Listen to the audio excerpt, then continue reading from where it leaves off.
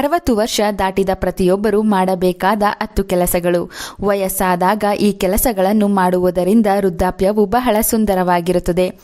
ನಿಮ್ಮ ಅವಶ್ಯಕತೆಗೆ ತಕ್ಕಂತೆ ಹಣ ಉಳಿತಾಯ ಮಾಡಿಟ್ಟುಕೊಳ್ಳಿ. ನಿಮ್ಮನ್ನು ವೃದ್ಧಾಪ್ಯದಲ್ಲಿ ರಕ್ಷಿಸುವುದು ನೀವು ಸಂಪಾದನೆ ಮಾಡಿ ಉಳಿಸಿದ ಹಣ ಮಾತ್ರ. ಈಗಿನ ಕಾಲದಲ್ಲಿ ತಂದೆ ತಾಯಿಯರನ್ನು ಕೊನೆಗಾಲದಲ್ಲಿ ನಿರ್ಲಕ್ಷ್ಯ ಮಾಡುತ್ತಾ ಸರಿಯಾಗಿ ನೋಡಿಕೊಳ್ಳುವುದಿಲ್ಲ. ಆದ್ದರಿಂದ ಮಕ್ಕಳ ಮೇಲೆ ಹೆಚ್ಚು ಆಸೆ ಇಟ್ಟುಕೊಳ್ಳಬೇಡಿ. ಯಾವ ಸಮಯದಲ್ಲಿ ಯಾರು ಹೇಗೆ ಬದಲಾಗುತ್ತಾರೆಂದು ಹೇಳಲು ಬರುವುದಿಲ್ಲ.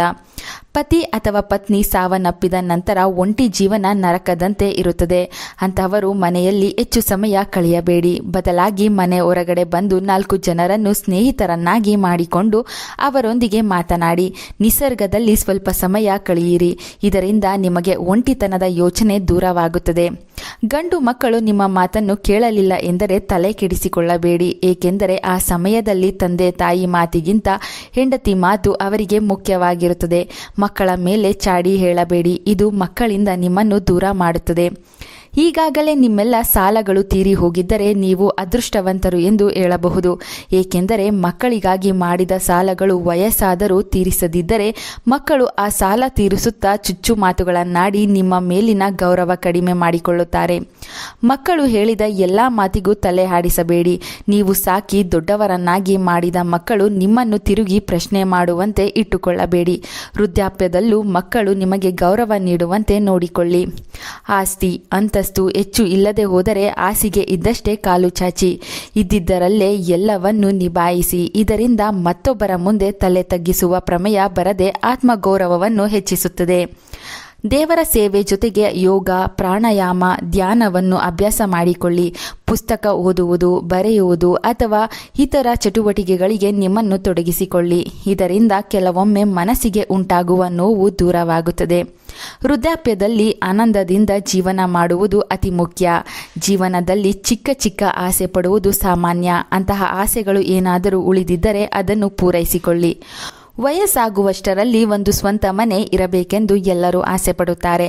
ಅದು ಚಿಕ್ಕದಾಗಲಿ ದೊಡ್ಡದಾಗಲಿ ಒಂದು ಮನೆ ಎಂದು ಇರಲೇಬೇಕು. ಆದಷ್ಟು ಸ್ವಂತ ಮನೆ ಮಾಡಿಕೊಳ್ಳುವ ಕಡೆ ಹೆಚ್ಚು ಗಮನ ಕೊಡಿ. ವರ್ಷಕ್ಕೆ 1 ಅಥವಾ 2 ಬಾರಿ ನಿಮ್ಮ ಪತಿ ಅಥವಾ ಪತ್ನಿ ಜೊತೆ ಪ್ರವಾಸಕ್ಕೆ ಹೋಗಿ ಬನ್ನಿ. ಇದರಿಂದ ಮಕ್ಕಳು, ಸೊಸೆ, ಮನೆಯ ಇತರ ಸದಸ್ಯರಿಗೂ ಸ್ವಲ್ಪ ಬಿಡುವು ನೀಡಿದಂತಾಗುತ್ತದೆ.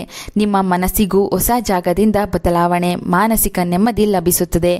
ಭಂಗವಿಲ್ಲದ ಸುಖ ನಿದ್ರೆ ಮಾಡಿ. ನಿಮ್ಮ ಮೈ ಮನಸ್ಸು ವಿಶ್ರಾಂತಿ ಪಡೆಯಲು ನಿರಂತರವಾಗಿ 6 ಅಥವಾ 7 ಗಂಟೆಗಳ ನಿದ್ರೆ ಅಗತ್ಯವಿರುತ್ತದೆ.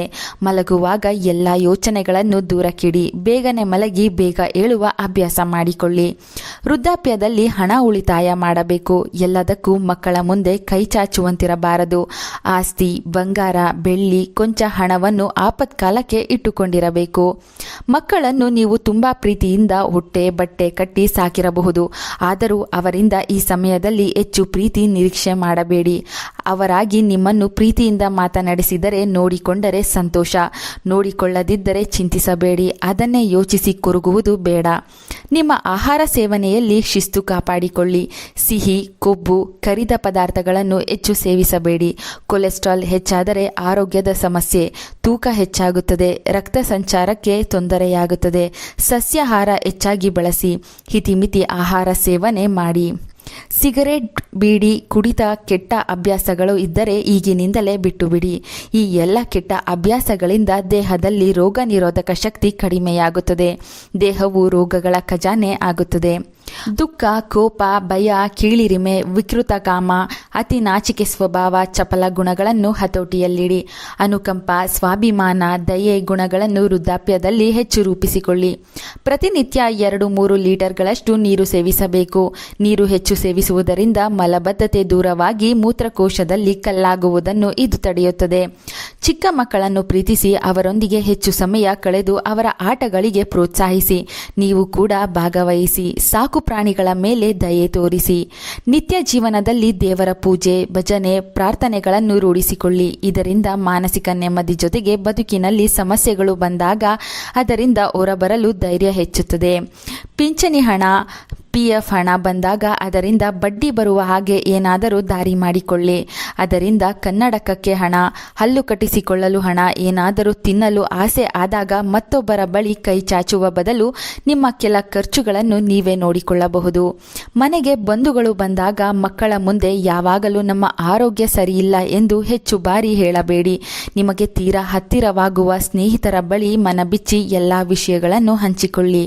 ಯಾರ ಮೇಲೂ ಕೂಗಾಡಲು ಆಗುವುದಿಲ್ಲ ಎಂದು ನಿಮ್ಮ ಪತಿ ಅಥವಾ ಪತ್ನಿ ಮೇಲೆ ಕೂಗಾಡಬೇಡಿ. ವಯಸ್ಸಾದ ಕಾಲದಲ್ಲಿ ಗಂಡ ಹೆಂಡತಿ ಒಬ್ಬರಿಗೊಬ್ಬರು ಆಸರೆಯಾಗಿರಬೇಕು. ವೃದ್ಧಾಪ್ಯದಲ್ಲಿ ಪಾಲಿಸಬೇಕಾದ ಕೆಲವು ವಿಶೇಷ ನಿಯಮಗಳನ್ನು ತಿಳಿಸಿಕೊಟ್ಟಿದ್ದೇವೆ. ಈ ಮಾಹಿತಿ ಇಷ್ಟವಾದರೆ ತಪ್ಪದೇ ಒಂದು ಲೈಕ್ ಕೊಟ್ಟು ಎಲ್ಲರಿಗೂ ಶೇರ್ ಮಾಡಿ. ನಮ್ಮ ಚಂದನ ಲೋಕ ಯೂಟ್ಯೂಬ್ ಚಾನಲ್ ಅನ್ನು ಸಬ್ಸ್ಕ್ರೈಬ್ ಮಾಡಿಕೊಳ್ಳಿ. Thank you.